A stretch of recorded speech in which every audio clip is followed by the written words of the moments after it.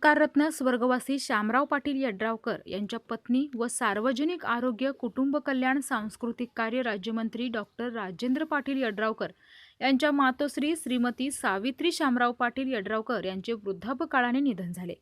त्या 82 वर्षांच्या होत्या. गेल्या 1.5 महिन्यापासून त्यांची प्रकृती खालावली होती. त्यांच्यावर उपचारही सुरू होते. मंगळवारी सकाळी त्यांची प्राणज्योत मालवली. त्यांच्या मागे राज्यमंत्री राजेंद्र पाटील यड्रावकर व जयसिंगपूरचे उपनगराध्यक्ष संजय पाटील यड्रावकर अशी 2 मुले, 5 मुली, जावई, सुना, नातवंडे, परतवंडे असा मोठा परिवार आहे. राज्यात कोरोनामुळे लॉकडाऊन असल्यामुळे अंत्यविधीसाठी कार्यकर्त्यांनी गर्दी करू नये असे आवाहन यड्रावकर परिवाराने सोशल मीडियावरून केले होते. त्यामुळे यड्रावकर परिवारातील सदस्य आणि निवडक नातेवाईकांसह उदगाव येथील वैकुंठ स्मशानभूमीत आज सकाळी 9 वाजता श्रीमती सावित्री यड्रावकर यांच्या पार्थिवावर अंत्यसंस्कार करण्यात आले.